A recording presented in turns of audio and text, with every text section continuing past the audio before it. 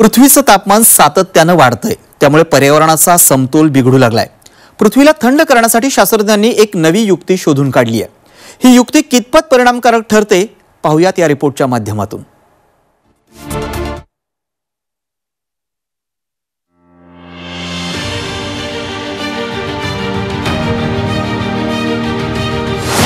पृथ्वीचं तापमान घटणार,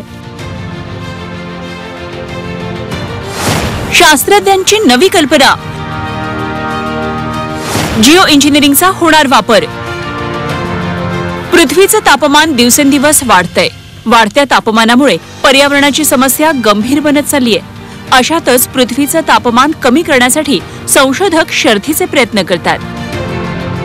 अमेरिकन शास्त्रज्ञांनी याबाबत नवी युक्ती शोधून काढली आहे, ज्यामध्ये पृथ्वीच्या वरचं वातावरण कोरडं करण्याची योजना आहे। विज्ञानानुसार जलबाष्प म्हणजेच वायू स्वरूपातील पाणी हा एक नैसर्गिक वायू आहे, जो उष्णता वाढू देत नाही। कोळसा, तेल किंवा वायू जाळल्यावर कार्बन डायऑक्साइड वायू जसा निघतो त्याप्रमाणेच तो कामही करतो। त्यामुळे अमेरिकेची अंतराळ संस्था नासा आणि नॅशनल ओशनिक अँड ॲटमॉस्फेरिक ॲडमिनिस्ट्रेशनच्या संशोधकांनी वरच्या वातावरणात असलेले हे बाष्पाचे कण कोरडे करण्याची योजना आखली आहे। सायन्स ॲडव्हान्सेस या नियतकालिकात प्रसिद्ध झालेल्या एका संशोधनात शास्त्रज्ञांनी याबाबत सविस्तर माहिती दिली आहे। वातावरणातील त्या भागात बर्फ सोडण्यात येईल, जेणेकरून तो भाग थंड होईल। मानवी कृतींमुळे जी उष्णता निर्माण होते ती उष्णता हा भाग शोषून घेईल। यालाच जिओ इंजिनिअरिंग असं म्हटलं जातं। शास्त्रज्ञांच्या मते पृथ्वीचं तापमान इतकं वाढलंय की ते कमी करणं आता जवळजवळ अशक्य आहे।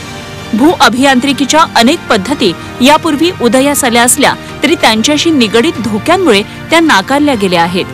कार्बन प्रदूषण कमी करण्यासाठी भू अभियांत्रिकी हा पर्याय असू शकत नाही, असं अनेक शास्त्रज्ञांचं म्हणणं आहे। मात्र नव्या कल्पनेनुसार एक अत्याधुनिक विमान पृथ्वीपासून सुमारे 17 किलोमीटर उंचीवर म्हणजे स्ट्रॅटोस्फिअरच्या अगदी खाली हवेत बर्फाचे कण सोडेल। या उंचीवर हवा हळूहळू वरच्या दिशेने जाते।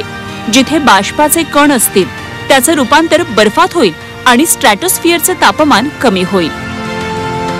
मात्र काही शास्त्रज्ञांनी अशा प्रकारे वातावरणाची छेडछाड करणं म्हणजे नवीन समस्यांना आमंत्रण देण्यासारखं आहे असं म्हटलंय। शास्त्रज्ञांच्या कल्पनेतील अभियांत्रिकीचा भाग समजण्याजोगा आहे, मात्र हे संपूर्ण प्रकरण एखाद्या बालकथेसारखं आहे असं त्यांचं म्हणणं आहे। ब्युरो रिपोर्ट, झी 24 तास।